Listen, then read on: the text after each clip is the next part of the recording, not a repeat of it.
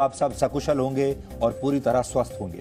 आप सब जानते हैं कि भारत अलग अलग जातियों और धर्मों में बटा हुआ देश है और अक्सर हमारी राजनीति भी धर्म और जाति के नाम पर ही चलती है। लेकिन हमारे देश में जो सबसे ऊंची जाति है और सबसे ऊंचा धर्म है, उसका नाम है वीआईपी। अगर आप इस वीआईपी जाति में पैदा हुए हैं, इस वीआईपी प्रजाति में पैदा हुए हैं, तो आप पर भारत का कोई कानून लागू नहीं होता। आप कुछ भी कर सकते हैं।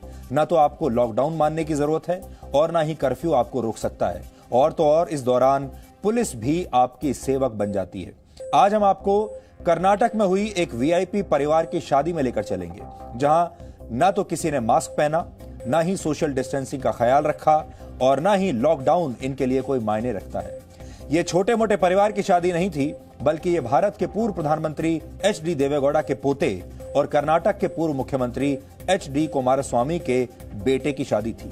आज हम ये सवाल उठाएंगे कि क्या हमारे देश में ऐसा कोई है जो इस परिवार पर एफआईआर दर्ज कर सके, क्योंकि ये तस्वीरें देखकर आज देश के आम लोगों को बिल्कुल अच्छा नहीं लगेगा। अगर आप में से कोई इस समय लॉकडाउन के समय नियम तोड़कर बाहर निकले, तो आप सब जानते हैं पुलिस आपके साथ क्या करेगी। लेकिन ये वो लोग हैं जहां पुलिस भी इनकी सेवक बन जाती है। इसके बाद हम आपको एक और ऐसे वर्ग से मिलवाएंगे जिस पर देश का कानून लागू नहीं होता, और इसके लिए हम आपको उत्तर प्रदेश के मुरादाबाद लेकर चलेंगे। यहां एक मोहल्ला है जिसका नाम है नवाबपुरा। यह वही इलाका है जिसे कोरोना वायरस का हॉटस्पॉट माना गया है, और इसी मोहल्ले में कुछ दिन पहले स्वास्थ्य विभाग की टीम पर जानलेवा हमला हुआ था। एक डॉक्टर को बुरी तरह से पीटा गया था। आज हम आपको मुरादाबाद के इसी मोहल्ले से एक ग्राउंड रिपोर्ट दिखाएंगे। ये ग्राउंड रिपोर्ट जी न्यूज की टीम ने अपनी जान पर खेलकर वहां जाकर तैयार की है, और ये रिपोर्ट देखकर आप समझ जाएंगे कैसे कोरोना फाइटर्स पर यह हमला एक सुनियोजित साजिश का हिस्सा था। और आखिर में हम आपको चीन की उस साजिश के बारे में बताएंगे जिसकी परतें अब खुलने लगी हैं। चीन ने वुहान में कोरोना वायरस से हुई मौतों का अब नया आंकड़ा जारी किया है, और ये आंकड़ा, ये संख्या पहले से 50% ज्यादा है। चीन का तर्क है कि ये वो मामले हैं जो अस्पतालों में रिपोर्ट नहीं हुए थे। लेकिन अब सवाल यह है कि वायरस का एपिसेंटर माने जाने वाला देश इतनी बड़ी गलती या इतनी बड़ी त्रुटि कैसे कर सकता है, और क्या अब हम इन आंकड़ों को मान लें? क्या चीन ने मृत्यु का यह आंकड़ा एक षड्यंत्र के तहत छिपाया था? और इतना ही नहीं, अमेरिका, ब्रिटेन और फ्रांस जैसे दुनिया के बड़े बड़े देश भी अब चीन पर सवाल उठाने लगे हैं। इसलिए आज हम आपको तमाम रिपोर्ट्स की मदद से चीन पर उठ रहे इन्हीं सवालों का जवाब देंगे। लेकिन सबसे पहले आज की तमाम बड़ी खबरें नॉनस्टॉप न्यूज में। देश में कोरोना वायरस के संक्रमण की रफ्तार कम करने में लॉकडाउन का बड़ा असर दिख रहा है। स्वास्थ्य मंत्रालय के मुताबिक लॉकडाउन से पहले हर 3 दिन में संक्रमितों की संख्या दोगुनी हो रही थी, लेकिन अब मरीजों की संख्या 6 दिन में दोगुनी हो रही है। संक्रमण की रफ्तार में 40% की गिरावट आई है। कोरोना संक्रमण से ठीक होने का औसत 80% है, वहीं कोरोना संक्रमण से मौत का औसत 20% है। हम अब तक की अगर स्थिति को देखें तो पाते हैं कि लॉकडाउन से पहले अगर हमारे देश का डबलिंग रेट ऑफ केसेस लगभग 3 दिन था, तो पिछले 7 दिनों को अगर डेटा देखते हैं तो हमारा डबलिंग रेट अब 6.2 डेज है। देश में कोरोना से संक्रमित मरीजों की संख्या 13,835 हो गई है। अब तक 452 लोगों की मौत हो चुकी है, जबकि कोरोना संक्रमित 1,767 मरीज ठीक हो चुके हैं। 24 घंटे में कोरोना के 1,076 नए मामले सामने आए। 24 घंटे में कोरोना से 32 मौत हुई है। कोरोना महामारी से निपटने पर रणनीति बनाने के लिए आज ग्रुप ऑफ मिनिस्टर्स की बैठक भी हुई। सेना अध्यक्ष जनरल मनोज मुकुंद नरवणे ने कहा है कि कोरोना संकट के दौर में भी पाकिस्तान आतंकी साजिश कर रहा है। जम्मू कश्मीर के दौरे पर गए जनरल नरवणे ने कहा कि एक तरफ जहां भारत दुनिया को दवाएं दे रहा है, तो वहीं पाकिस्तान हमारे देश में आतंकी भेज रहा है। सेना अध्यक्ष जनरल नरवणे के मुताबिक भारतीय सेना में अब कोरोना के सिर्फ 8 पॉजिटिव केस हैं, जिनमें से एक संक्रमित ठीक हो चुका है। कश्मीर घाटी के अपने दौरे के दूसरे दिन जनरल नरवणे ने एलओसी पर सुरक्षा के हालात का जायजा लिया और जवानों से बातचीत की। It is very unfortunate that at a time when the whole world and India is fighting this menace of this pandemic, that our neighbor continues to try to foment trouble, while we are busy not only helping our own citizens but the rest of the world by sending out medical teams and even exporting medicines. On the other hand, Pakistan is only exporting terror. इसी बीच जम्मू कश्मीर में पिछले 24 घंटे में कुल 4 आतंकी मारे गए हैं। सुरक्षा बलों ने 2 आतंकियों को शोपिया में और 2 आतंकियों को किश्तवाड़ में मार गिराया। कर्नाटक के पूर्व मुख्यमंत्री कुमारस्वामी के बेटे की शादी में लॉकडाउन का उल्लंघन हुआ। बेंगलुरु से करीब 30 किलोमीटर दूर रामनगर के एक फार्म हाउस में कुमारस्वामी के बेटे निखिल कुमारस्वामी की शादी हुई। इस शादी में मेहमानों ने न तो मास्क पहना न ही सोशल डिस्टेंसिंग का ख्याल किया। शादी की जो तस्वीरें सामने आई उनमें दूल्हे के पास 40 से 50 लोग दिखाई दे रहे हैं और 10 कैमरामैन एक साथ शादी की तस्वीरें ले रहे हैं। हैरानी की बात तो ये है कि 42 गाड़ियों को शादी में शामिल होने की इजाजत दी गई थी। कुमारस्वामी के बेटे की शादी में लॉकडाउन नियमों को तोड़े जाने पर राज्य के उप मुख्यमंत्री CN अश्वत्थ नारायण ने रामनगर के उपायुक्त से रिपोर्ट मांगी है। राजस्थान के टोंक में कुछ लोगों ने गश्त लगा रही पुलिस पार्टी पर लाठी और डंडों से हमला कर दिया। हमले में 6 पुलिस वाले घायल हो गए। पुलिस ने इस मामले में 7 लोगों को हिरासत में लिया है। 15 अप्रैल को मुरादाबाद में मेडिकल और पुलिस टीम पर पत्थरबाजी करने के आरोप में पुलिस ने 200 लोगों के खिलाफ मुकदमा दायर किया है। 17 लोगों को गिरफ्तार किया गया। इनमें 7 महिलाएं भी शामिल हैं। पत्थरबाजी करने वाले 40 और लोगों की पहचान हो चुकी है। कुल 17 लोगों की अरेस्टिंग की जा चुकी है, जिसमें 7 महिलाएं हैं। अब तक कुल 40 लोगों का चिन्हित किया जा चुका है और उनके खिलाफ सख्त से सख्त कार्रवाई की जाएगी। बिहार के दरभंगा में भी कोरोना जांच करने पहुंची मेडिकल टीम पर हमला किया गया।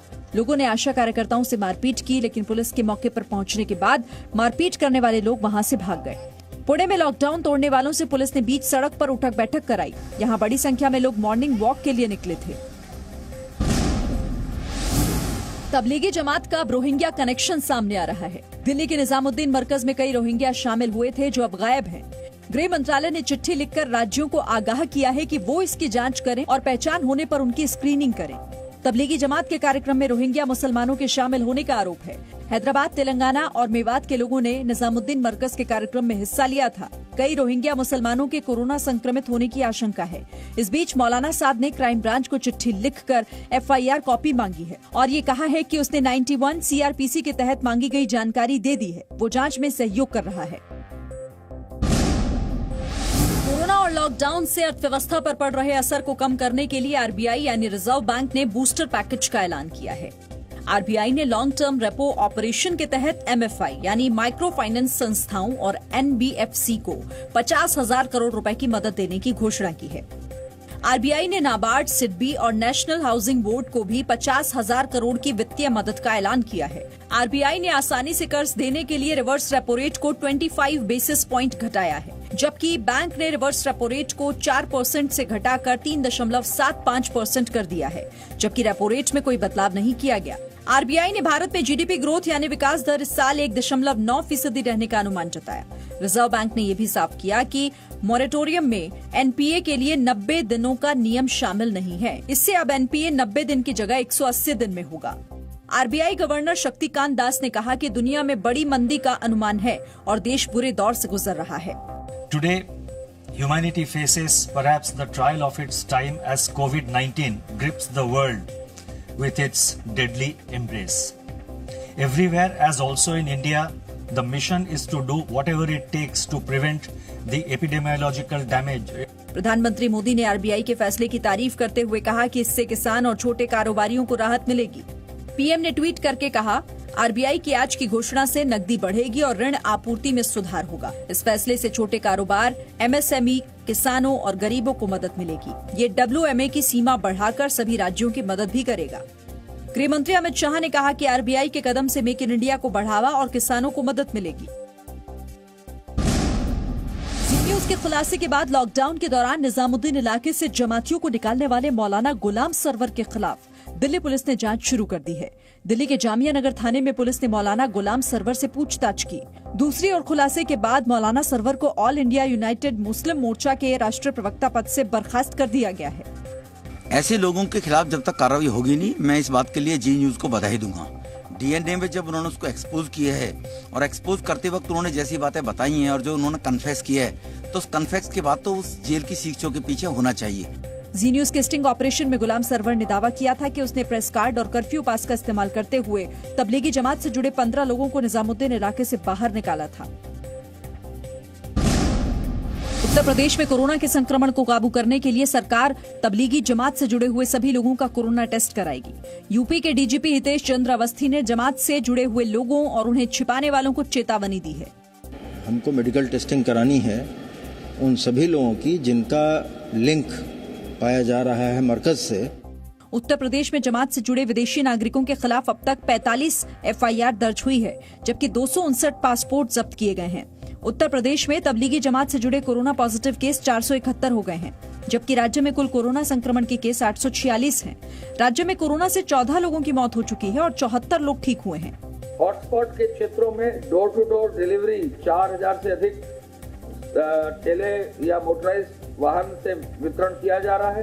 उत्तर प्रदेश में 179 हॉटस्पॉट की पहचान की जा चुकी है। राज्य के पीलीभीत, महाराजगंज और हाथरस जिलों को सरकार ने कोरोना मुक्त घोषित किया है।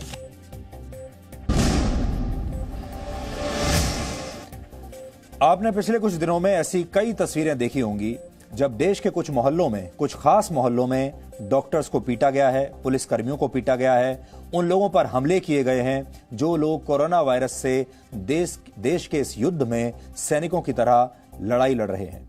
और सच्चाई यही है कि इस देश में कई मोहल्ले ऐसे हैं जहां पुलिस भी जाने से डरती है। इन मोहल्लों में देश का कानून, देश का संविधान नहीं चलता। इन मोहल्लों में आपने देखा होगा पुलिस वालों की पिटाई हो रही है, डॉक्टरों की पिटाई हो रही है। इन मोहल्लों में सिर्फ एक विशेष विचारधारा को मानने वाले लोगों की चलती है। ऐसा ही एक मोहल्ला है मुरादाबाद का नवाबपुरा। इस मोहल्ले को आप सभी लोग अब तक अच्छी तरह से पहचान चुके होंगे, क्योंकि 2 दिन पहले इसी मोहल्ले की तस्वीरें आप सभी ने देखी थी। ये मोहल्ला कोरोना वायरस का हॉटस्पॉट है। कोरोना वायरस से इस मोहल्ले को बचाने के लिए गई मेडिकल टीम पर उस दिन यानी 15 अप्रैल को पत्थर फेंके गए थे। सैकड़ों की संख्या में लोगों को इकट्ठा करके पथराव किया गया। छत पर महिलाएं खड़ी हुई थी, बच्चे खड़े हुए थे और वहां से भी पत्थर फेंके जा रहे थे। डॉक्टर्स को बुरी तरह से पीटा गया था।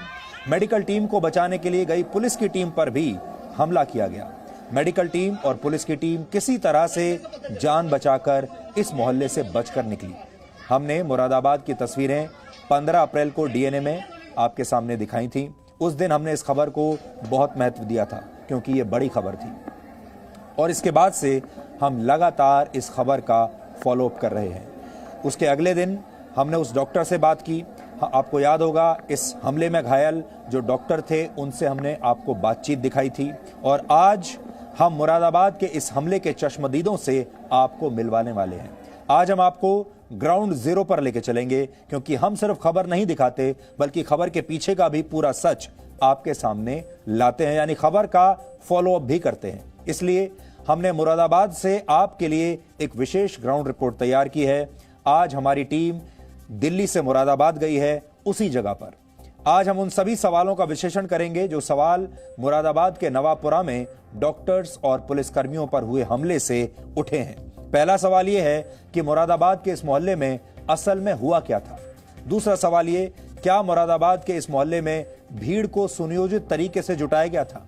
वो कौन लोग थे जिन्होंने सबसे पहले मेडिकल टीम पर हमला किया? हमला करने के लिए इतनी बड़ी संख्या में इतने सारे लोग कैसे जुट गए? हमला करने के लिए इतनी बड़ी मात्रा में कैसे घर की छतों पर बड़े बड़े ईंट और पत्थर इकट्ठा किए गए? और एक बड़ा सवाल यह भी है कि पत्थरबाजी करने के बाद सैकड़ों लोगों की भीड़ अचानक कहां और कैसे गायब हो गई? ये वो सवाल हैं जो इस हमले के पीछे एक सुनियोजित साजिश की तरफ इशारा करते हैं। लेकिन ये सारी बातें मीडिया को भी पता नहीं चलेंगी जब तक कि मीडिया और रिपोर्टर्स वहां पर जाएं नहीं। इसलिए हम वहां पर गए। पुलिस भी इन सवालों के जवाब तलाश रही है और आज जी न्यूज की टीम ने भी इन सवालों के जवाब ढूंढने के लिए ग्राउंड जीरो से रिपोर्टिंग की है। इस घटना के चश्मदीद गवाहों से बात की है और हमारी टीम ने इस साजिश के पुख्ता सबूत भी इकट्ठा किए हैं। ग्राउंड जीरो से ये वो रिपोर्ट है जिस रिपोर्टिंग के लिए बहुत हिम्मत की जरूरत होती है और ये हिम्मत इस मीडिया में बहुत कम लोगों के पास है। इसलिए आपको ये रिपोर्ट आज ग्राउंड जीरो से ध्यान से देखनी चाहिए।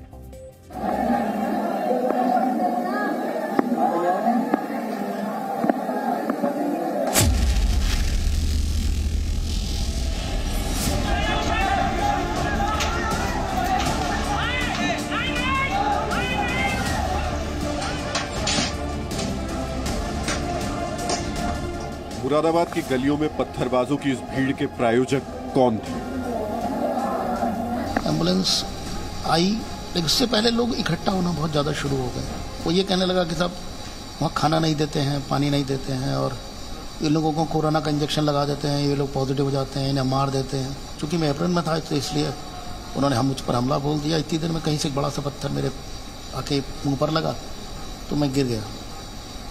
ब्लीडिंग काफ़ी हो रही थी मुझे, तो मैं गिर गया, लेकिन मैं फिर भी उठा कैसे तैसे करके और भागने की कोशिश करने लगा।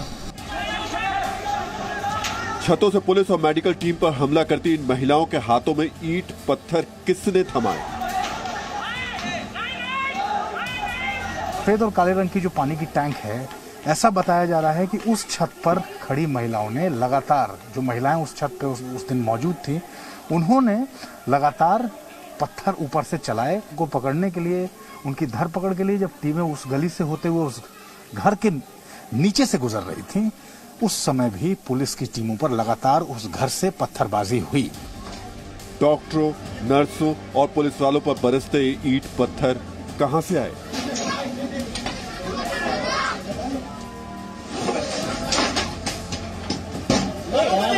पैरामेडिकल स्टाफ पे अगर 15 से 20 मिनट तक लगातार इन छतों से पत्थरबाजी हुई, इसका मतलब सोचिए कितना पत्थर जमा किया गया होगा इन छतों पर, और विगत कुछ दिनों से लगातार उसको जमा किया जा रहा था।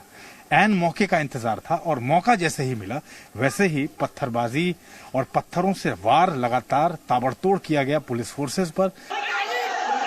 क्या मंगलवार को कोरोना योद्धाओं पर हुआ हमला एक सोची समझी साजिश थी? ये अभी पार्ट ऑफ द इन्वेस्टिगेशन है। जितने भी लोग अरेस्ट किए जा रहे हैं उनसे पूछा जा रहा है, और जो भी तथ्य निकल के आएंगे उसके आधार पे जो भी उपद्रवी लोग हैं उनके खिलाफ कार्रवाई की जाएगी। पुलिस की जांच में भी ऐसे सबूत और चश्मदीद गवाह सामने आ चुके हैं जो मुरादाबाद की घटना की सुनियोजित साजिश की तरफ इशारा कर रहे हैं, जिसकी तह तक जाने के लिए जी न्यूज की टीम ग्राउंड जीरो पर पहुंची, जहां सबसे पहले हमारी मुलाकात घनश्याम सिंह से हुई, जो उस पूरी घटना के चश्मदीद गवाह हैं। वहाँ से जो वो छत दिख रही है नीली वाली, हाँ। वहाँ 4-5 औरतें खड़ी थी, हाँ। और वो ईंटें उठा कर पब्लिक को, पुलिस को पर मार रही थी। वो प्रेस रिपोर्टर थे, उन पर मार रही थी बहुत। एक औरत जो है फायर भी कर रही थी, और जो है देखा ये करते हुए? हाँ जी। और इस साइड में कुछ लड़के थे, वो मार रहे थे, और पीछे से बहुत पत्थर आ रहे थे एकदम।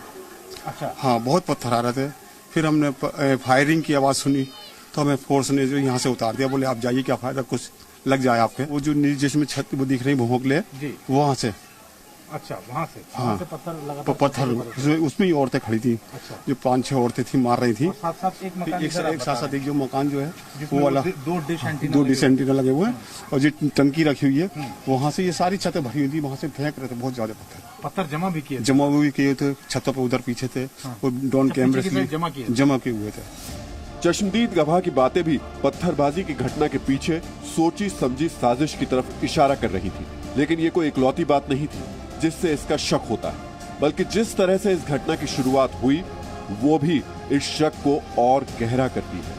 डॉक्टरों की टीम इस इलाके में एक कोरोना पॉजिटिव मरीज की मौत के बाद पहुंची थी, जहां मृतक के परिवार और आस पड़ोस के लोगों को क्वारंटीन किया जाना था।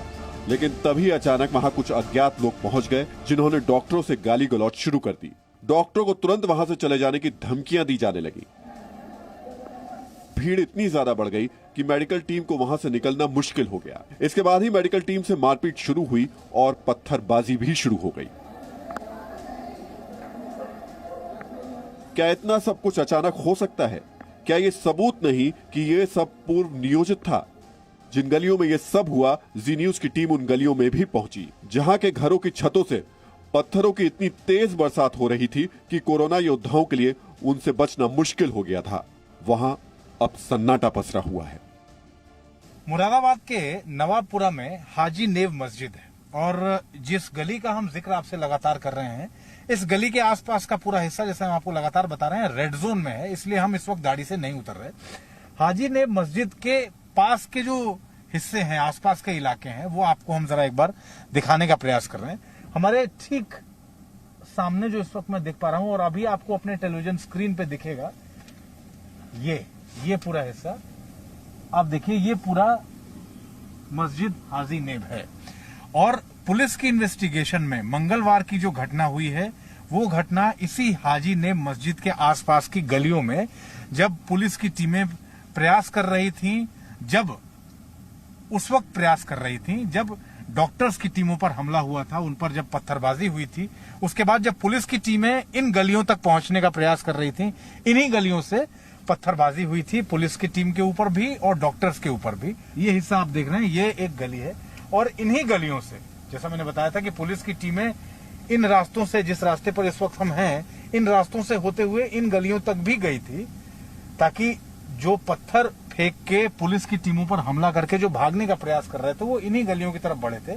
और जब पुलिस की टीमें इधर बढ़ी तो इन्हीं गलियों के छतों पर जो पत्थर पहले से रखे गए थे उन पत्थरों से वार लगातार किया गया पुलिस की टीमों के ऊपर, मेडिकल टीमों के ऊपर। और वैसी स्थिति में पुलिस की टीमें जो वहां उस वक्त पहुंची थी उनको वहां से वापस आना पड़ा क्योंकि आगे उनके लिए बढ़ना मुश्किल था। इस घटना के पीछे सुनियोजित साजिश की तरफ इशारा करने वाली एक नहीं बल्कि कई वजह हैं। इतनी भीषण पत्थरबाजी मानो ये मुरादाबाद की नहीं कश्मीर की गलियां हों। आखिर इतने सारे पत्थरबाज आ कहां से गए? आखिर इन महिलाओं के दिमाग में डॉक्टरों और पुलिस वालों के प्रति इतनी नफरत कहां से आ गई?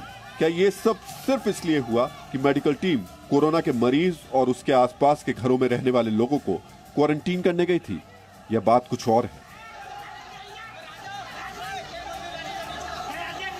जिस बात को हम डिकोड कर रहे हैं और जिस बात को समझाने का प्रयास कर रहे हैं और उसी के तहत हम यहां पहुंचे हैं आपको ये बताने के लिए कि ये एक बड़ी साजिश के तौर पे तैयार किया गया। और ये साजिश मतलब पत्थरबाजी का ये मॉडल कश्मीर से होता हुआ दिल्ली और दिल्ली से अब मुरादाबाद पहुंच चुका है। अब इस सुनियोजित साजिश को समझना मुश्किल नहीं, आसान है कि एक पूरा गिरोह है जो पूरे देश में इस तरह के ट्रेंड को एक एक करके फैलाने की कोशिश कर रहा है। और उसी के तहत ये पूरा ट्रेंड जो बताता है कि ये गैंग जो अलग अलग शहरों में लोगों को मोटिवेट कर रहा है, लोगों को अपनी साजिश का हिस्सा बना रहा है और अपने गैंग में शामिल कर रहा है, उसी सुनियोजित साजिश के तहत ये पत्थर कुछ दिनों पहले से इन छतों पर तैयार रखे गए थे और जैसे ही मौका मिला लगातार ताबड़तोड़ पत्थरबाजी शुरू कर दी गई। बात सिर्फ ये भी नहीं कि इन पत्थरबाजों को मेडिकल टीम और पुलिस वालों पर गुस्सा आ गया, सवाल ये भी कि आखिर इतने सारे पत्थर कहां से आ गए?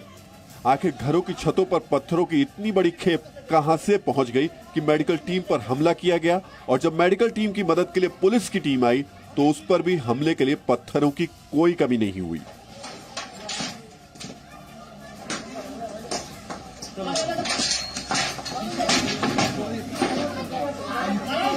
पत्थरबाजी के इस ट्रेंड में आप ये सोचिए, मुरादाबाद का ये जो पूरा हम जिस हिस्से की बात कर रहे हैं, मुरादाबाद में ना तो ईंट भट्टों का कोई बिजनेस है, ना तो ईंट भट्टों का कोई उद्योग है, ना तो पत्थरों के उद्योग से जुड़े कोई कारखाने हैं। यहाँ छतों पर पत्थर जमा करने का ट्रेंड कभी नहीं रहा, कभी भी यहाँ पर आप देख लीजिए छतों पे कभी भी पत्थर रहे नहीं।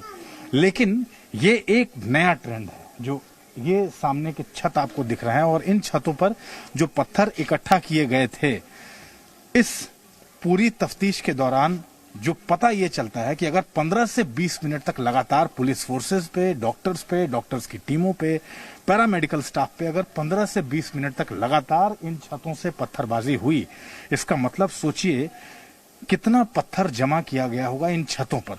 सोचिए अचानक से सड़कों पर, घरों की छतों पर, चौराहों पर भीड़ निकल कर आती है, एम्बुलेंस पुलिस की गाड़ियों में तोड़फोड़ मचाती है, मेडिकल टीम और पुलिस वालों को जान बचाना मुश्किल हो जाता है और फिर अचानक पत्थरबाजों की पूरी भीड़ गायब हो जाती है। क्या यह इस बात का इशारा नहीं कि पत्थरबाजों ने पकड़े जाने से बचने का रास्ता भी पहले से ही सोचा हुआ था?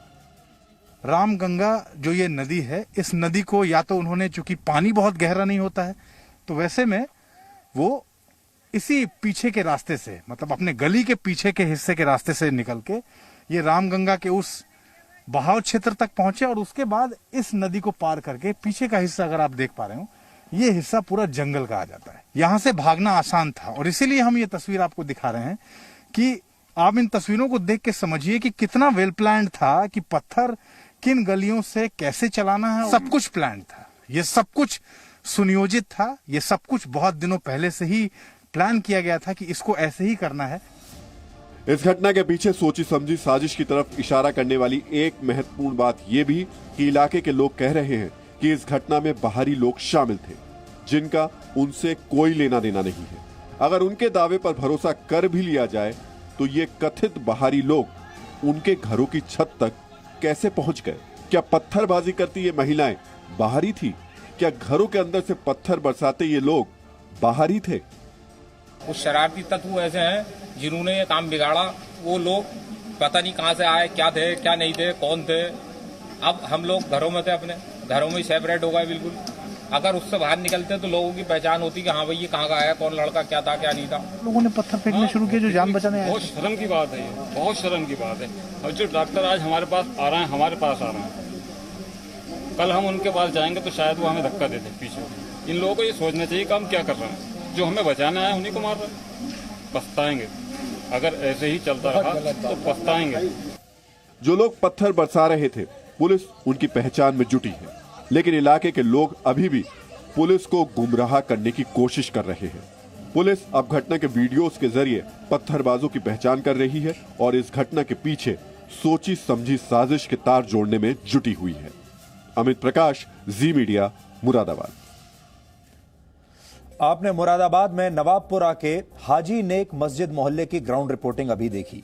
इस रिपोर्टिंग के दौरान जी न्यूज को ऐसी कई जानकारियां मिली हैं जिनसे पता चलता है कि वहां हुई पत्थरबाजी की घटना पहले से एक सोची समझी साजिश के तहत की गई थी, जिसमें एक महत्वपूर्ण जानकारी यह भी है कि जिस परिवार के सदस्यों को मेडिकल टीम क्वारंटीन करने के लिए पहुंची थी, उस परिवार को इससे कोई परेशानी नहीं थी और वो परिवार मेडिकल टीम के साथ पूरा सहयोग भी कर रहा था। लेकिन इस मोहल्ले के कई दूसरे लोग इसका विरोध कर रहे थे और इन्हीं लोगों ने डॉक्टरों और स्वास्थ्य कर्मचारियों पर हमला कर दिया। दरअसल इस इलाके में एक ऐसी अफवाह भी फैलाई गई कि ये स्वास्थ्य विभाग की टीमें लोगों का इलाज करने के बजाय लोगों को कोरोना वायरस से संक्रमित कर रही हैं और जिन लोगों को क्वारंटीन कर दिया जाता है उन्हें खाने पीने जैसी सुविधाएं भी नहीं दी जाती। ये सारी अफवाहें हैं। इससे आप अंदाजा लगा सकते हैं कि ऐसे समय में जो लोग अफवाह फैलाते हैं वो कितना खतरनाक काम करते हैं। पुलिस ने इस मामले में 200 अज्ञात लोगों पर एफआईआर दर्ज की है। 17 लोगों की गिरफ्तारी हुई है, जिनमें 7 महिलाएं भी शामिल हैं जो छतों से पत्थरबाजी कर रही थी। पुलिस को इस घटना से जुड़े कई वीडियो मिले हैं जिनसे 40 पत्थरबाजों की पहचान की जा चुकी है। जिनके घरों पर पुलिस छापामारी कर रही है, ये सभी लोग फरार हो चुके हैं। मुरादाबाद पुलिस के सूत्रों से हमें जानकारी मिली है कि इस घटना के मास्टरमाइंड के बारे में भी कुछ अहम सुराग मिल गए हैं। इसके बारे में बहुत जल्द खुलासा हो सकता है। और आपने ये भी देखा होगा, एक चीज कॉमन आपको हर जगह नजर आएगी और वो है पत्थरबाजी। पहले इस तरह की पत्थरबाजी की जो खबरें थी, वीडियोस थे, सिर्फ कश्मीर से आते थे। उसके बाद ये धीरे धीरे धीरे कश्मीर में तो धारा 370 हट गई, लेकिन उसके बाद से ये पत्थरबाजी दिल्ली तक पहुंच गई और हाल ही में जो दिल्ली में दंगे हुए थे वहां पर भी इसी तरह की पत्थरबाजी देखने को मिली थी और अब ऐसी ही पत्थरबाजी दिल्ली से चलते हुए मुरादाबाद तक पहुंच चुकी है। ये घटनाएं हमें बताती हैं कि हमारे देश में एक वर्ग ऐसा है जिसके लिए देश के नियम कानून कोई मायने नहीं रखते। ये लोग कानून से बचने के लिए साजिश के पत्थरों का इस्तेमाल करते हैं। आपको याद होगा, दिल्ली में हुए दंगों के दौरान भी जब मैं दंगा प्रभावित इलाकों में पहुंचा था, वहां भी साजिश के ऐसे ही पत्थर बिखरे हुए थे चारों तरफ। इन पत्थरों और ईंटों को एक बहुत बड़े षड्यंत्र के तहत घरों की छतों पर इकट्ठा किया गया था और जब मुझे याद है, वहां पर पत्थरों के बड़े बड़े बैग्स मिले थे, यानी ऐसे पत्थरों के बैग जिसके अंदर पत्थर भरकर किसी दूसरी जगह से यहां पर लाए गए थे। वो तस्वीरें मैं आज आपको दिखाना चाहता हूं। ये बैग देखिए आप, इसके अंदर पत्थर भरकर यहां पर लाए गए थे और फिर इन्हें छतों पर पहुंचाया गया था और छतों से फिर ये पत्थर फेंके गए थे और यही अब मुरादाबाद में भी देखने को मिल रहा है। और ये अगर आप दिल्ली दंगों की तस्वीरें देखें, यहां पर भी चारों तरफ आपको पत्थर ही पत्थर नजर आएंगे। इसका मतलब इतनी बड़ी संख्या में किसी एक घर में या किसी मोहल्ले में पत्थर हो नहीं सकते। ये पत्थर कहीं बाहर से आते हैं और अब ऐसी ही पत्थरबाजी मुरादाबाद में देखने को मिली है। अब सवाल यह है कि कहीं ये पत्थर एक विशेष विचारधारा को मानने वालों का परिचय तो नहीं देते? और क्या ये ईंट पत्थर ही नफरत फैलाने वालों का सबसे बड़ा हथियार बन गए हैं? आप इस पर सोचिएगा जरूर। मुरादाबाद का ये मोहल्ला अकेला मोहल्ला नहीं है जहां पर कोरोना वायरस से बचाने वालों पर हमले किए जा रहे हैं। राजस्थान के टोंक जिले में भी आज कुछ लोगों ने पुलिस कर्मियों पर हमला किया।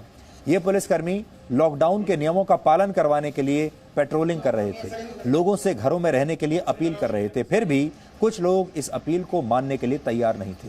जब पुलिस कर्मियों ने ऐसे लोगों पर सख्ती दिखाई और इन्हें पकड़कर थाने ले जाने लगी तो पुलिस पर पत्थर और लाठियों से हमला हुआ। इस हमले में 6 पुलिसकर्मी घायल हो गए हैं। तो अब आप सोच सकते हैं, ये देश में कुछ मोहल्ले ऐसे हैं जहां पुलिस नहीं जा सकती। अगर डॉक्टर जाएंगे तो उनकी पिटाई होगी, स्वास्थ्य कर्मी जाएंगे तो उनकी पिटाई होगी।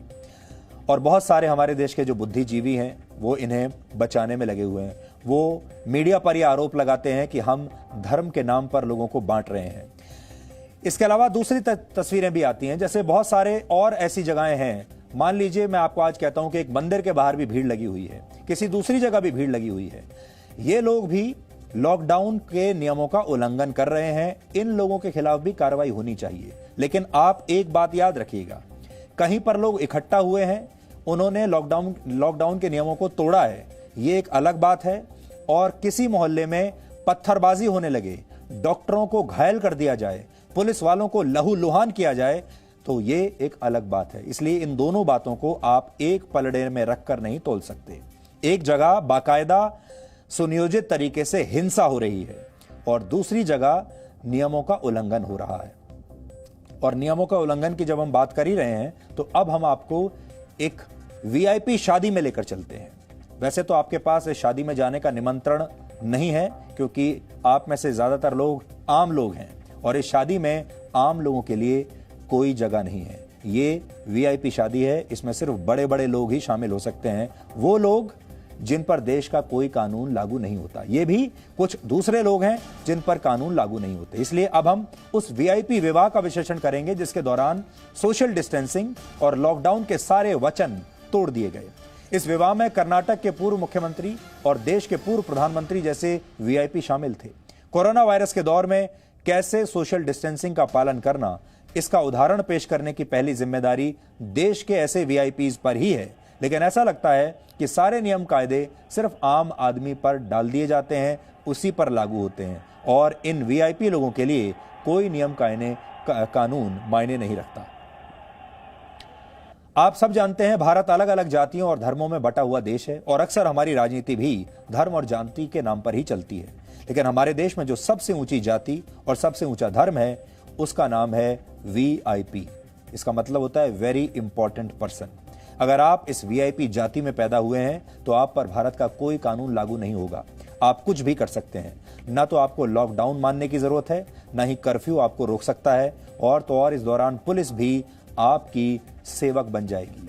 आम लोगों को तो पुलिस के डंडे खाने पड़ेंगे अगर वो लॉकडाउन में बाहर निकले तो, लेकिन यहां पर पुलिस आपके सेवक की तरह रहेगी।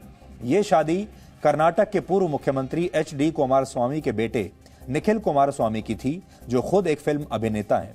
एच.डी. कुमारस्वामी के पिता और निखिल के दादा एच.डी. देवेगौड़ा भी इस समारोह में शामिल थे। और आप सब जानते हैं देवेगौड़ा भारत के प्रधानमंत्री रह चुके हैं, यानी ये सब लोग बहुत बड़े वीआईपी हैं, प्रधानमंत्री रह चुके हैं, मुख्यमंत्री रह चुके हैं।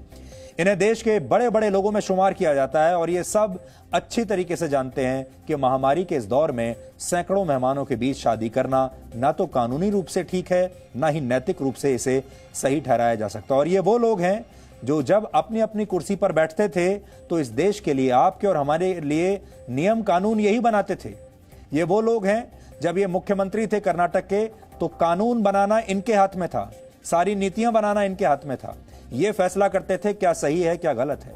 इनके जो दादा हैं जब ये प्रधानमंत्री थे तो ये पूरे देश के लिए तय करते थे कि इस भारत देश के लिए क्या सही है क्या गलत है। सारी नीतियां, सारे नियम कानून ये बनाया करते थे, क्योंकि इस भारत देश के सबसे बड़े नेता यही थे प्रधानमंत्री रहते हुए।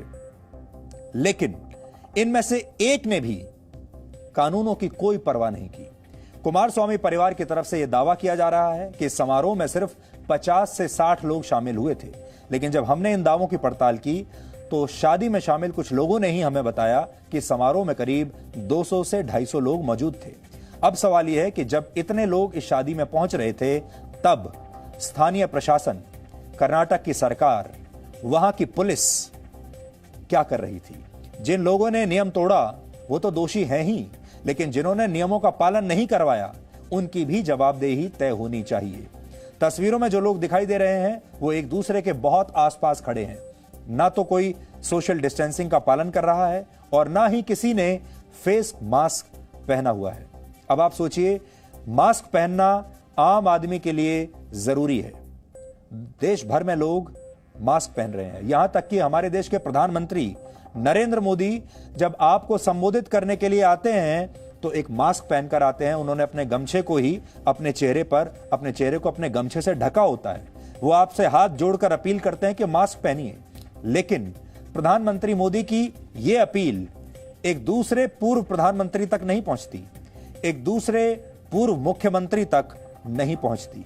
ये लोग टीवी नहीं देखते, ये लोग अखबार नहीं पढ़ते, क्या इन्हें नियम कानून पता नहीं? क्या ये जानते नहीं सोशल डिस्टेंसिंग क्या होती है? क्या कोरोना वायरस के बारे में इन्हें कोई जानकारी नहीं?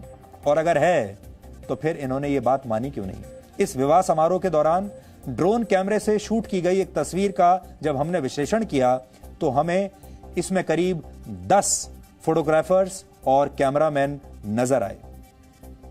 ये कैमरामैन किसी मीडिया संस्थान से नहीं थे, किसी न्यूज चैनल से नहीं थे, बल्कि ये लोग इस शादी की वीडियो रिकॉर्डिंग करने के लिए यहां पहुंचे थे और इस परिवार ने ही इस शादी का वीडियो बनाने के लिए, तस्वीरें खींचने के लिए इन सबको यहां पर बुलाया था। ये देखिए कितने सारे कैमरामैन आपको नजर आ रहे हैं। हमने सबकी मार्किंग की है। 10 तो अकेले कैमरामैन हैं इस शादी में जो अलग अलग तरीके से इस शादी की तस्वीरें खींच रहे हैं। इतना ही नहीं, सूत्रों के मुताबिक इस समारोह में कुमारस्वामी परिवार के अलावा और भी कई वीआईपीज, बड़े लोग शामिल थे। कुमारस्वामी का बचाव करने वाले लोग तर्क दे रहे हैं कि यह शादी बेंगलुरु में आयोजित होनी थी जिसमें 10 लाख लोगों को बुलाया जाना था, लेकिन कोरोना वायरस और लॉकडाउन की वजह से इसमें सिर्फ परिवार के लोग शामिल हुए। देखिए कितना बड़ा एहसान किया इन लोगों ने पूरे देश के ऊपर कि 10 लाख लोगों को नहीं बुलाया, सिर्फ 200-250 से काम चला लिया। और शादी का आयोजन भी बेंगलुरु की जगह रामनगर में करवाया गया क्योंकि रामनगर एक ग्रीन जोन है। ये तर्क दिए जा रहे हैं, यानी इस शहर में कोरोना वायरस का कोई भी मामला सामने नहीं आया है, इसलिए ये शादी यहां करवाई गई। लेकिन ये लोग भूल गए कि बेंगलुरु और दूसरे शहरों से शादी में पहुंचे इतने सारे लोग ग्रीन जोन में शामिल इस शहर के लिए भी एक खतरा बन सकते हैं। जिन गाड़ियों की तस्वीरें आप इस समय देख रहे हैं, इन्हीं गाड़ियों में मेहमानों को भरकर विवाह स्थल पर पहुंचाया गया था। आप गौर से देखेंगे तो समझ जाएंगे कैसे एक एक गाड़ी में कई लोग बैठे हुए हैं। सोशल डिस्टेंसिंग का पालन नहीं हो रहा और बहुत कम लोगों के चेहरे पर ही आपको मास्क दिखाई देंगे। बताया गया है कि इसमें करीब 42 गाड़ियों का इस्तेमाल किया गया था। इसलिए अब सवाल यह भी है कि जब ये गाड़ियां समारोह स्थल पर जा रही थीं तब स्थानीय प्रशासन ने, पुलिस ने इन्हें रोका क्यों नहीं? अगर पुलिस आम लोगों को रोक सकती है, उन्हें दंड बैठक करवा सकती है, डंडे मार सकती है, सड़क पर घंटों बैठा कर रख सकती है सजा के तौर पर, तो फिर इन लोगों में ऐसी क्या खास बात है कि पुलिस को ये लोग दिखाई नहीं दिए? अब हम आपको एक और तस्वीर दिखा रहे हैं। ये भी कर्नाटक की कलबुर्गी शहर की तस्वीरें हैं। कलबुर्गी में जब आम आदमी सड़क से बाहर निकलता है, सड़क पर लॉकडाउन को तोड़कर, तो कर्नाटक की पुलिस क्या करती है ये आप देख सकते हैं। ये 25 मार्च की तस्वीरें हैं।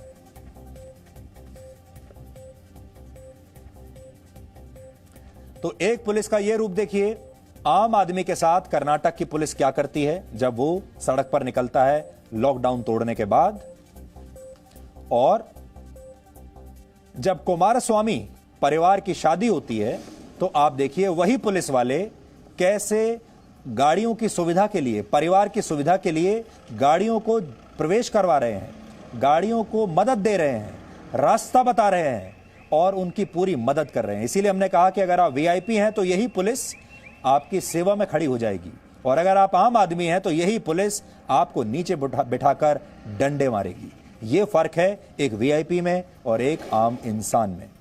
एचडी कुमारस्वामी की जगह अगर किसी आम आदमी ने लॉकडाउन के नियमों का इस तरह उल्लंघन किया होता तो उसके खिलाफ एफआईआर हो जाती, शायद उसे जेल भी भेज दिया जाता और पिटाई तो जरूर होती। गुजरात के नवसारी में ऐसा हुआ भी है। यहां पर एक विवाह समारोह आयोजित करने की इजाजत तो प्रशासन ने दे दी, लेकिन शर्त यह थी कि इसमें 4 से ज्यादा लोग शामिल नहीं हो सकते। लेकिन कार्यक्रम में 4 की बजाय 14 लोग शामिल हो गए और अब इन सब के खिलाफ एफआईआर दर्ज कर ली गई है। इसके बाद दूल्हा और दुल्हन को मंडप से सीधे पुलिस स्टेशन जाना पड़ा। तस्वीरें हम आपको वहीं की दिखा रहे हैं। अब इन सभी लोगों पर एपिडेमिक डिजीज एक्ट आईपीसी की धारा 269 और 188 के तहत एफआईआर दर्ज की गई है। इन धाराओं के तहत महामारी के दौरान नियम तोड़ने वालों और दूसरों की जान को खतरे में डालने वालों को 6 महीने की सजा या फिर जुर्माना हो सकता है। विडंबना यह है कि कर्नाटक के रामनगर की तरह गुजरात का नवसारी भी एक ग्रीन जोन है। वैसे ही ये भी ग्रीन जोन है और कर्नाटक का जो इलाका दिखाया वो भी ग्रीन जोन है। यानी यहां कोरोना वायरस का कोई मामला नहीं है, लेकिन इस बात पर इन लोगों को पुलिस ने कोई रियायत नहीं दी। यानी देश में एक ही जैसा माहौल, एक ही जैसा कानून, एक ही खतरा, और एक जगह पुलिस क्या करती है एक शादी में और दूसरी जगह पुलिस क्या करती है आपने देख लिया। आम लोगों का आज दिल टूट जाएगा। इसलिए हम कह रहे हैं कि कुमारस्वामी के बेटे की शादी में शामिल हुए तमाम लोगों के खिलाफ इन्हीं धाराओं में मामला दर्ज किया जाना चाहिए। कर्नाटक में बीजेपी की सरकार है और बीजेपी की सरकार को प्रधानमंत्री नरेंद्र मोदी दिल्ली में बैठकर क्या बता रहे हैं पूरे देश को, पहले तो यह सुनना चाहिए और उसके बाद प्रधानमंत्री मोदी की सारी बातों को अपने राज्य में लागू करना चाहिए, सारे नियमों को लागू करना चाहिए। इसलिए यहां पहली जिम्मेदारी बनती है कर्नाटक की पुलिस की और कर्नाटक की सरकार की, बीजेपी की सरकार की। इसके विपरीत आपको गुजरात के सूरत में आयोजित एक और विवाह समारोह में भी हम लेकर जाना चाहते हैं। इस विवाह समारोह के दौरान न सिर्फ सोशल डिस्टेंसिंग का पूरा पालन किया गया, बल्कि इसमें बहुत ही कम संख्या में लोग शामिल हुए और दूल्हा और दुल्हन समेत सभी लोगों ने अपने चेहरे पर मास्क लगाकर रखा था। यानी ये जिम्मेदार आम नागरिक हैं इस देश के और पूर्व प्रधानमंत्री और उनके बेटे के परिवारों को इन लोगों से सीख लेनी चाहिए। ये शादी हो रही है, कोरोना वायरस के समय में शादियां भी कितनी बदल चुकी हैं, परंपराएं कितनी बदल चुकी हैं, ये आपने यहां पर देखा। सोशल डिस्टेंसिंग वाली शादी है, मास्क वाली शादी है, लॉकडाउन वाली शादी है। और ऐसी ही तस्वीरें मध्य प्रदेश के होशंगाबाद से भी आई हैं। इस विवाह कार्यक्रम में भी बहुत कम संख्या में लोग शामिल थे। पूरी तरह सोशल डिस्टेंसिंग का पालन किया गया और सबने चेहरे पर मास्क लगाकर अपनी और दूसरों के स्वास्थ्य की रक्षा की। ये देश के आम आदमी का संयम और संकल्प है, जो नियमों की परवाह करना भी जानता है और अपने साथ दूसरे लोगों के स्वास्थ्य की रक्षा करना भी जानता है। जबकि नियमों का उल्लंघन करने वाले कुमारस्वामी परिवार और उनकी पार्टी के नेताओं की तरह से अजीबोगरीब दलीलें वहां उनकी तरफ से दी जा रही हैं। कुमारस्वामी के करीबियों का कहना है उनके बेटे की शादी आज से 6 महीने पहले तय हो गई थी और यह मुहूर्त ग्रहों और नक्षत्रों की स्थिति देखकर तय किया गया था। इसलिए इस मुहूर्त को और शादी को टालना सही नहीं था और इस शादी में सिर्फ 60 लोग मौजूद थे। इस मामले पर जेडीएस के प्रवक्ता ने जो तर्क दिया है वो भी आपको सुनना चाहिए, क्योंकि ये भी इसी कहानी का दूसरा पक्ष है। वेडिंग 6 महीने पहले डिसाइड की गई थी तारीख को, पूरे ग्रहों को, एस्ट्रोलॉजी को, न्यूमरोलॉजी को डिस्कस करके, और हम लोग चाहते थे कि इस शादी में 10 लाख से ज़ायद लोग आए। 10 lakh, 1 million people we were expecting, और 10 लाख का हम लोगों ने 100 कर दिया, फैमिली मेंबर्स कर दिया, सोशल डिस्टेंसिंग, WHO के गाइडलाइंस फॉलो किए। तो आप देख सकते हैं ये सज्जन कह रहे हैं कि WHO के गाइडलाइंस इन्होंने फॉलो किए हैं। अब आप खुद सोच लीजिए कि कितना बड़ा झूठ है ये। भारत में आज भी ज्यादातर शादियां 2 लोगों की कुंडलियां और ग्रह नक्षत्रों को देखकर ही तय होती हैं, लेकिन कोई देश की स्थिति को नहीं देखना चाहता। शायद इस शादी की तारीख तय करने वाले पंडित भी ये समझने में नाकाम रहे होंगे कि इस दौरान देश पर कितनी बड़ी विपदा आने वाली है। यानी उन्होंने कुंडली देख ली, सही ग्रह नक्षत्रों का जो मेल है वो भी निकाल लिया, कौन सा दिन और कौन सी घड़ी शुभ है ये भी निकाल लिया, लेकिन ये सारे लोग ये पता करने में फेल हो गए कि उस दिन भारत पर कितनी बड़ी विपदा आने वाली है। अगर सिर्फ ग्रहों की स्थिति देखकर अच्छे और बुरे समय का पता लगाया जा सकता है तो फिर ये शादी तय करने वाले पंडित को कोरोना वायरस की भविष्यवाणी भी उसी समय कर देनी चाहिए थी। कुमारस्वामी न सिर्फ जनता दल सेकुलर के अध्यक्ष रह चुके हैं, बल्कि वो करीब 8 महीने पहले तक कर्नाटक के मुख्यमंत्री भी थे। उनके पिता एचडी देवेगौड़ा 1996 से 97 तक देश के प्रधानमंत्री थे। यानी ये कोई छोटा मोटा परिवार नहीं है, ये परिवार राज्य और देश दोनों को चला चुका है। लेकिन जब बात अपने परिवार की आई तो इन नेताओं ने नियम कायदों की धज्जियां उड़ा दी, देश के बारे में नहीं सोचा, सिर्फ अपने बारे में सोचा। इस समय सभी राज्यों की सरकारें अपील कर रही हैं कि लोग जरूरी ना हो तो शादी बिल्कुल ना करें, शादी के कार्यक्रमों को टाल दें। बहुत जरूरी हो तो कम से कम लोगों के बीच ऐसे समारोह आयोजित किए जाएं और सोशल डिस्टेंसिंग का हर कीमत पर पालन हो। लेकिन ये सारे नियम सिर्फ देश के आम आदमी के लिए हैं, क्योंकि वीआईपीज पर शायद किसी का बस नहीं चलता। और दुबई जैसे जगह पर, यूएई जैसे देश में भी सरकार ने अब नए नियम लागू किए हैं। दुबई में सरकार ने कहा है लोगों को कि अब आप सिर्फ ऑनलाइन शादी ही कीजिए। अब आप सोचिए दूसरे जो देश हैं वो कैसे नई स्थितियों को अपना रहे हैं, अपने यहाँ नए नए कानून बना रहे हैं। लेकिन इन लोगों को अभी बहुत कुछ सीखने की जरूरत है। हमारे देश में वैसे भी लोगों को अपने रौब और हैसियत का दिखावा करने की आदत है और ये लोग अक्सर नियम और कानूनों को अपने ठेंगे पर रखते हैं। जब इन्हें इनकी गलती का एहसास करवाया जाता है तो ये कहते हैं तुम जानते नहीं मैं कौन हूं। लेकिन ये लोग शायद ये नहीं जानते कि कोरोना वायरस पर ये रौब काम नहीं आएगा। कोरोना वायरस ये पहचान नहीं कर पाएगा कि कौन पूर्व प्रधानमंत्री है और कौन पूर्व मुख्यमंत्री है, किसके पास कितना पैसा है, कितना रसूख है, किसके ट्विटर पर कितने फॉलोअर्स हैं और कौन कहां किस इलाके में रहता है। कोरोना वायरस ये सब कुछ नहीं देख पाएगा। आज हमने कोरोना काल में वीआईपी शादी और आम आदमी की शादी का एक तुलनात्मक विश्लेषण किया। ये विश्लेषण देखकर आप समझ जाएंगे कैसे आम आदमी तो वचनों का पालन करता है, लेकिन देश के बड़े बड़े लोगों को ये वचन निभाने बिल्कुल नहीं आते।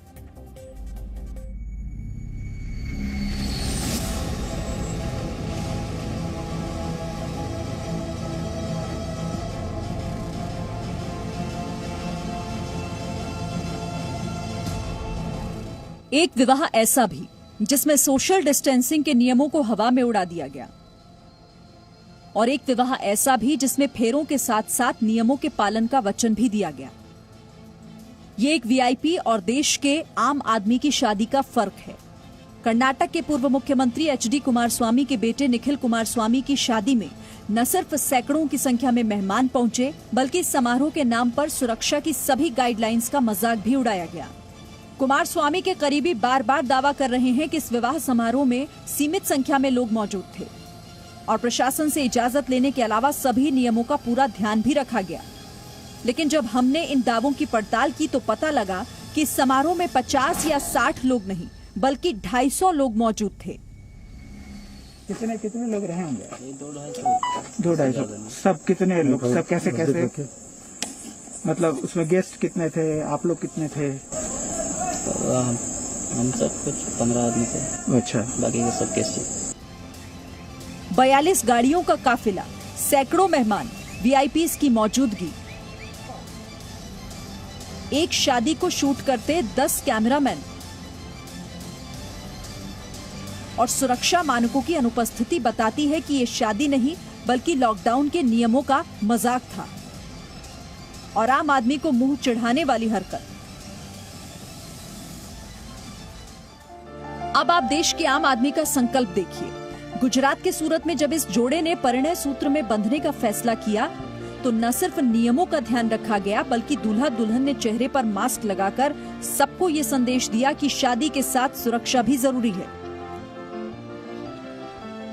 ख्वाहिश ठीक है, अच्छे से धूमधाम से शादी की जाए, पर ये महामारी के वजह से हमने बहुत ही शॉर्ट में, मतलब मम्मी पापा और पापा जी, मम्मी जी और बस हम 6 जनों मिलके ये शादी संपन्न की। जैसे कि ध्यान रखना चाहिए था कि सैनिटाइजिंग का, ग्लव्स का और मास्क का हमने ध्यान रखते हुए सब काम किया।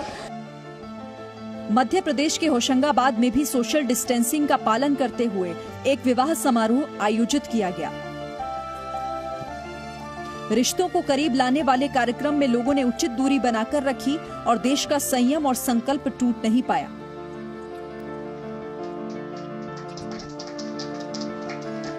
अभी कोरोना चल रहा है तो इसके चलते कुछ कर नहीं सकते हैं। हमारी शादी निकल गई थी तो इस चक्कर में हमें करना पड़ा। और सभी लोगों से निवेदन करते हैं कि वो भी इसका पालन करें पूर्णतः, और लॉकडाउन का पूर्णतः पालन करते हुए, सोशल डिस्टेंसिंग बनाते हुए अपने अपने कार्यक्रम बहुत कम से कम लोगों में करें। बड़े बड़े शहरों के बड़े बड़े लोग भले ही कानूनों और सुरक्षा को ठेंगे पर रखते हों, लेकिन देश का आम आदमी जानता है कि ये नियम कितने जरूरी हैं। उत्तराखंड के अल्मोड़ा के एक गांव में भी एक शादी के दौरान लोगों ने सारी जरूरी बातों का ख्याल रखा और सिर्फ 4 लोग इस शादी में शामिल हुए। कुमार स्वामी के करीबी कह रहे हैं कि पंडितों ने शादी की तारीख लॉक की थी और इसे टाला नहीं जा सकता था। अब आम लोगों से सुनिए कि कैसे वो देश की खातिर अपनी शादियां तक टाल रहे हैं। मध्य प्रदेश के बड़वानी में इस महिला पुलिसकर्मी की शादी 26 अप्रैल को होनी थी, लेकिन देश पर आई विपदा की वजह से इन्होंने इसे टालने का फैसला किया। हाँ, 26 तारीख को मेरी शादी थी, 26 अप्रैल को, जो कि अभी ये कोरोना महामारी की वजह से हम दोनों ने सोचा कि अब पोस्टपोन कर देते हैं। और जब ये महामारी का भी इतना भयंकर संकट चल रहा है तो सबसे पहले देश सेवा कर लेते हैं, उसके बाद में जो भी तारीख निकलेगी अगली और महामारी समाप्त होने के बाद करेंगे फिर शादियाँ। हिमाचल प्रदेश के मंडी जिले में नर्स के पद पर काम करने वाली पूजा शर्मा ने भी अपनी शादी इस महामारी को देखते हुए टाल दी, क्योंकि उनके लिए शादी से पहले अपना कर्तव्य था। देश में हजारों शादियां टाली जा चुकी हैं। सैकड़ों लोगों ने अपने फर्ज की खातिर ये फैसला लिया है, तो कई लोगों ने जीवन के इस सबसे महत्वपूर्ण लम्हे को सादगी और सोशल डिस्टेंसिंग तक सीमित कर दिया। ये देश के आम आदमी की ईमानदारी है, जिसकी उम्मीद वीआईपी नेताओं से करना मुश्किल है। लेकिन जब देश का आम आदमी नियमों का उल्लंघन करता है तो उसे सरकारें फौरन सजा देती हैं। गुजरात के नवसारी में नियम तोड़ने पर एक दूल्हा दुल्हन को मंडप से सीधे पुलिस थाने जाना पड़ा। 4 की जगह 14 लोग शामिल हुए तो पुलिस ने इनके खिलाफ अलग अलग धाराओं में एफआईआर दर्ज कर ली। कोरोना वायरस एक बहुत बड़ा खतरा है और इस खतरे को नजरअंदाज करते हुए देश के लोगों की जान संकट में चाहे आम आदमी डाले या फिर कोई वीआईपी, पूर्व मुख्यमंत्री या फिर देश का पूर्व प्रधानमंत्री, सजा सबको बराबर की मिलनी चाहिए। ब्यूरो रिपोर्ट, जी मीडिया। तो शादी की जो तस्वीरें हैं अभी आपने जो देखी वीआईपी शादी की, ये देश के आम लोगों का मजाक उड़ा रही है।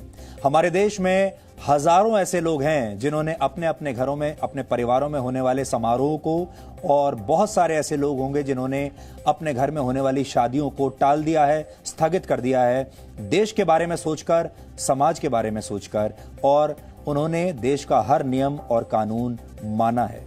लेकिन आज जो कुछ हुआ और जो तस्वीरें पूरे देश ने देखी हैं, इससे हमारे देश का जो आम आदमी है, जिन्होंने इतनी बड़ी कुर्बानी दी है, आप सब लोग अपने घर में बैठकर जो कुर्बानी दे रहे हैं, उस कुर्बानी पर इन लोगों ने पानी फेर दिया है और साथ ही आज देश के आम आदमी का दिल जरूर टूटा होगा। इसलिए हम ये चाहेंगे कि इस देश के आम आदमी के हितों को ध्यान में रखते हुए, उसके मनोबल को ध्यान में रखते हुए, इस देश में कोई तो ऐसा होगा जो इस परिवार पर एफआईआर दर्ज कर सके, जो इन्हें एक बार 10 मिनट के लिए भी पुलिस स्टेशन बुलवा सके।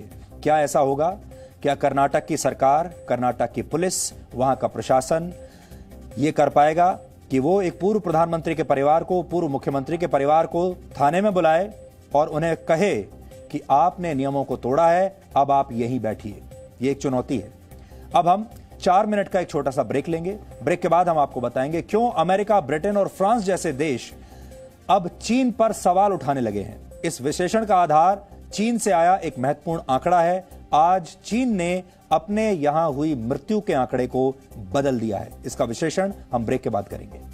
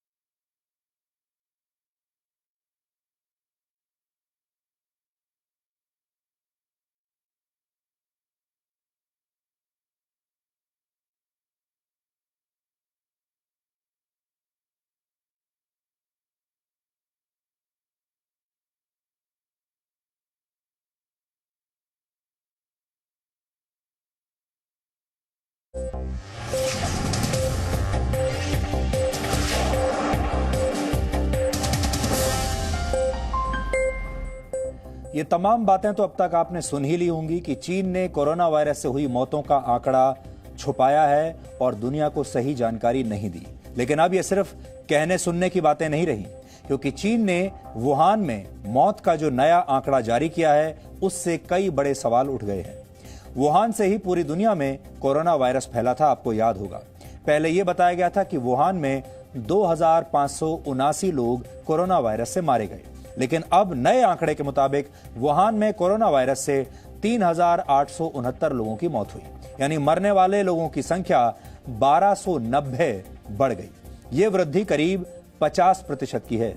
अब सवाल यह है कि यह कैसे हो गया कि मरने वालों की गिनती करने में चीन से इतनी बड़ी गलती हो गई। त्रुटि हो सकती है, 2-4% तक गलती मानी जा सकती है, लेकिन 50% के आंकड़े का अंतर आ जाए तो ये बात किसी के गले नहीं उतरती।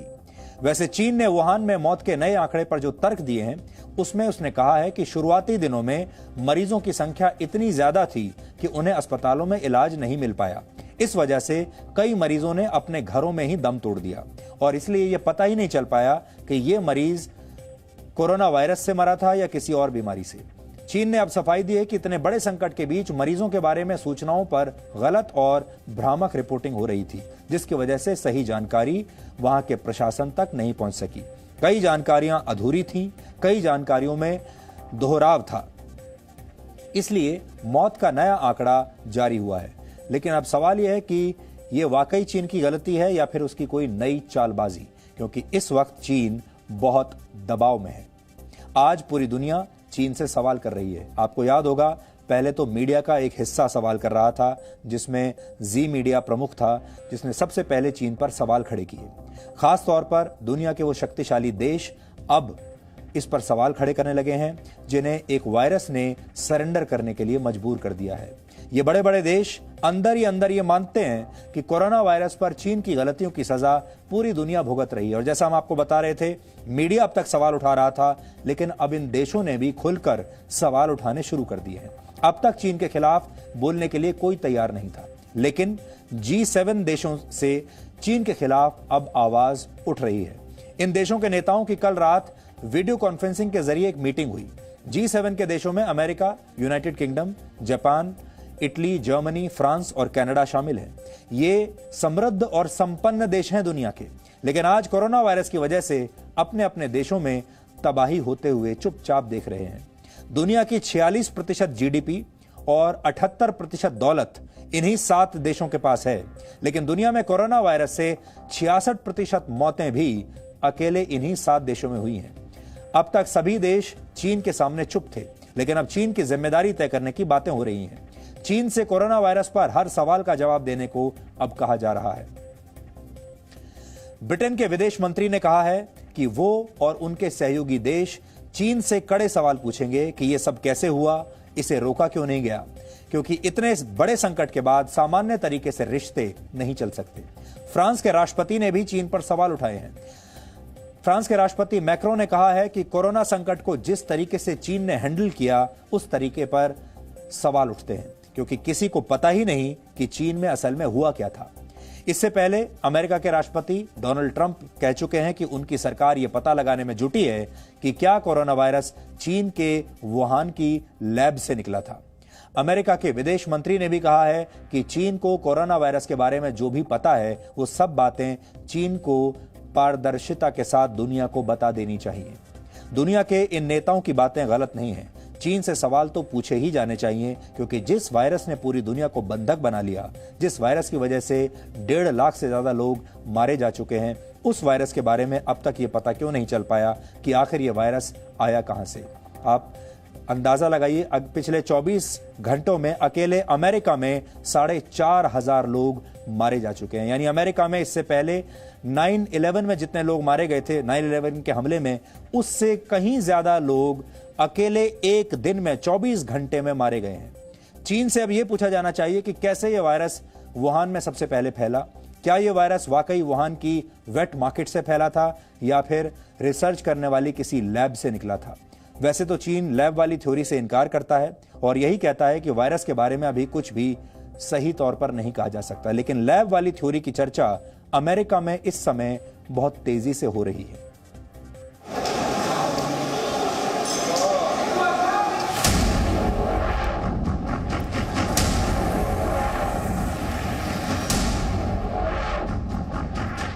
कोरोना वायरस वाकई चमगादड़ों से ही इंसानों में आया, या फिर ये खतरनाक वायरस चीन के वुहान की लैब में तैयार किया और जाने अनजाने वहां से इंसानों में फैल गया। इस दूसरे सवाल और दूसरी थियरी पर चर्चा तो बहुत हुई है, लेकिन अब खुलकर बात भी हो रही है, खास तौर पर अमेरिका में, जहां कोरोना वायरस ने करीब 35,000 मौतों के साथ तबाही मचा दी है। अमेरिकी न्यूज चैनल फॉक्स न्यूज ने कई सूत्रों के हवाले से दावा किया है कि इसकी बहुत ज्यादा संभावना है कि कोरोना वायरस वुहान की लैब से ही फैला है। वायरस ने सबसे पहले जिस व्यक्ति को संक्रमित किया वो लैब का कर्मचारी ही था। लैब में काम करने वाले पेशेंट 0 से वायरस पूरे वुहान शहर में फैल गया। अब तो अमेरिकी राष्ट्रपति डोनाल्ड ट्रंप ने भी इशारा कर दिया कि वुहान लैब वाली थियरी पर अमेरिका पूरी जांच कर रहा है।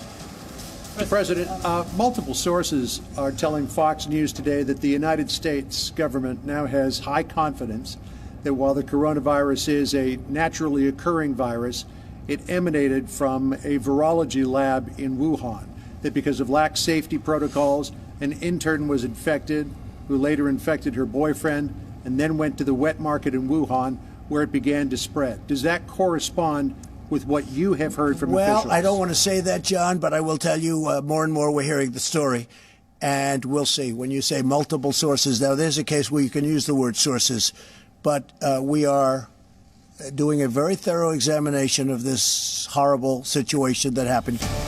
लैब वाली थियरी जांच का विषय इसलिए भी है क्योंकि कोरोना वायरस के अटैक को 4 महीने हो रहे हैं और अब तक यही पता नहीं चल पाया कि ये वायरस सबसे पहले वुहान में आया कैसे। अमेरिका में कई रिपोर्ट्स में ये दावा किया जा रहा है कि कोरोना वायरस वुहान की लैब से ही फैला। अमेरिकी अखबार द वॉशिंगटन पोस्ट की खबर के मुताबिक वर्ष 2018 में अमेरिका के कुछ साइंस डिप्लोमैट्स ने वुहान का दौरा किया था। इन डिप्लोमैट्स ने वुहान इंस्टीट्यूट ऑफ वायरोलॉजी के बारे में चिंता जताई थी। इन्होंने कहा था कि लैब में पर्याप्त ध्यान नहीं दिया जा रहा है, कभी भी खतरा बन सकता है। सवाल ये है कि क्या virus Wuhan institute of virology से ही निकला या फिर वुहान की किसी और लैब से निकला, या फिर लैब वाली थियरी ही गलत है। चीन तो यही कह रहा है कि इस बात के सबूत नहीं है कि कोरोना वायरस लैब में बनाया गया था। 关于新冠病毒源头和传播途径问题，中方立场是明确的。我们始终认为这是一个科学问题，应该交由科学家和医学专家去研究。我想提醒你注意的是，世卫组织负责人已经多次表示，没有任何证据表明新冠病毒是在实验室产生的。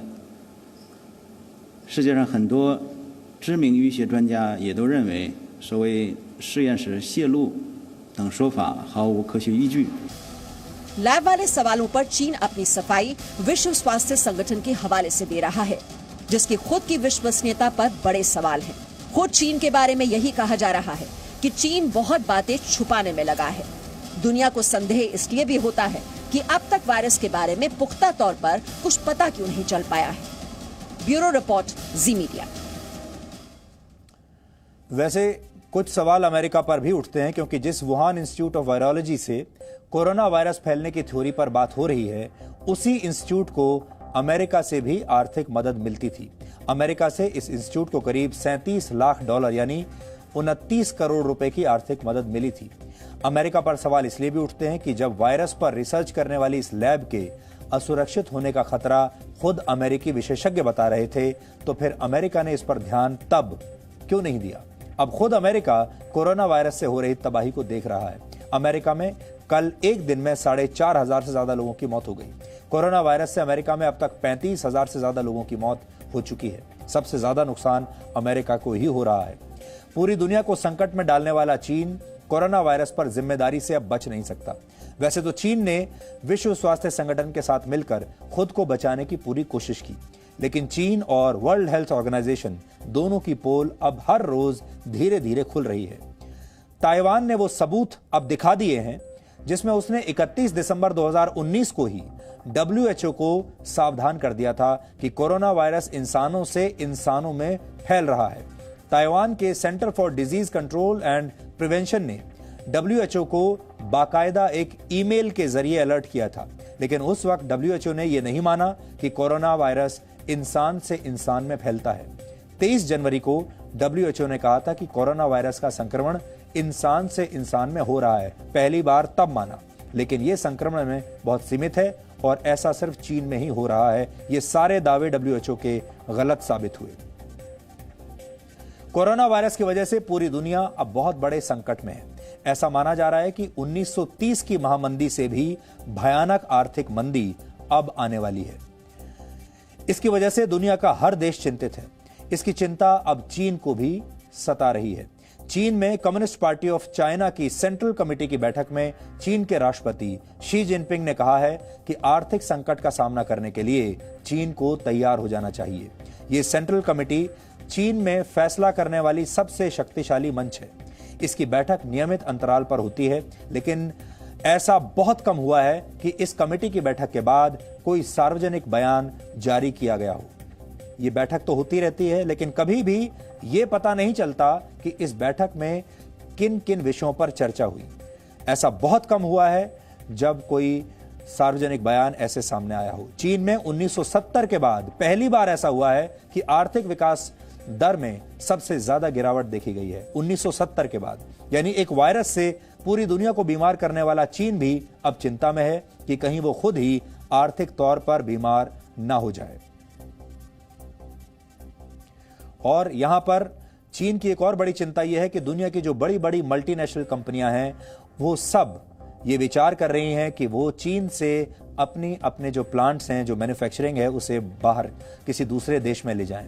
बहुत सारे देश भी ऐसे हैं जिन्होंने अपनी बड़ी कंपनियों को कहा है कि वो चीन से एग्जिट कर लें, चीन में ना रहें। इस बात से भी चीन को काफी चिंता है।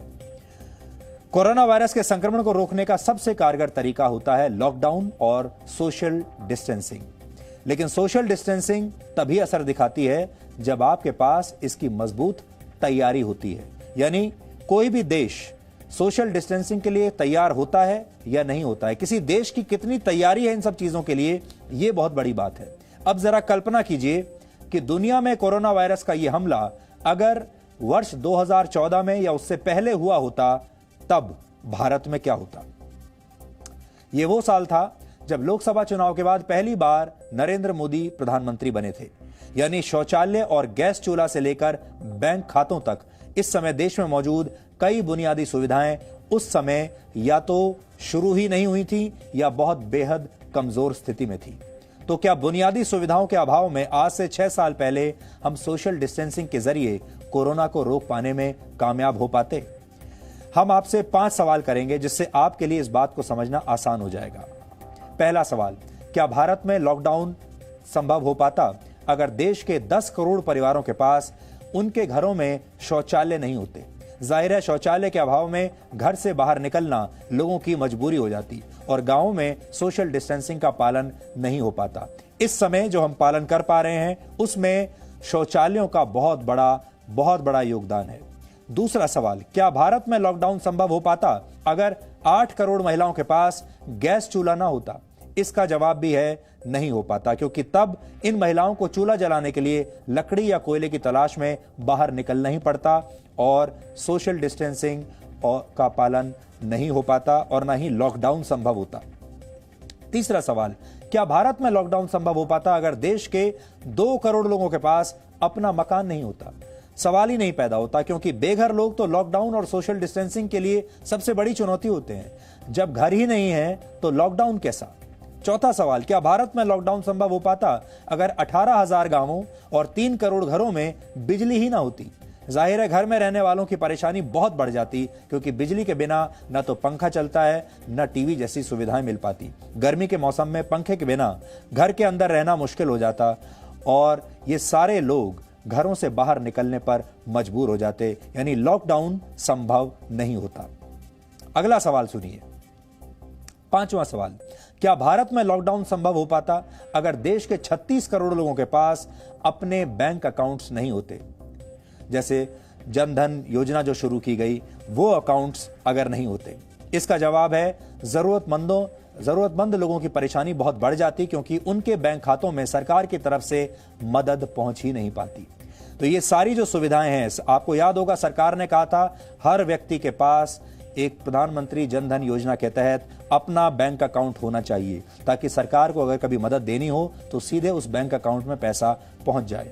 अगर ये 2014 में हुआ होता तो करोड़ों लोगों के पास तब अपने बैंक अकाउंट नहीं थे। इसलिए अब सरकार जब चाहे इन लोगों के बैंक खातों में सीधे पैसा ट्रांसफर कर सकती है और कुछ सेकंड में ये पैसा उन तक पहुंच जाएगा। तो ये कुछ बातें ऐसी हैं जो हमें सोचनी चाहिए कि 2014 से अब हम 2020 में आ गए हैं, लेकिन इस देश में कुछ ऐसे बड़े कदम, कारगर कदम उठाए गए हैं जिसकी वजह से आज आप लॉकडाउन जैसी स्थिति के बारे में कल्पना करने लायक भी बन पाए हैं, जिसकी वजह से आप सोशल डिस्टेंसिंग के बारे में आज सोच भी सकते हैं, जिसकी वजह से आप इतने सारे लोगों को मदद पहुंचाने के बारे में आज सोच सकते हैं।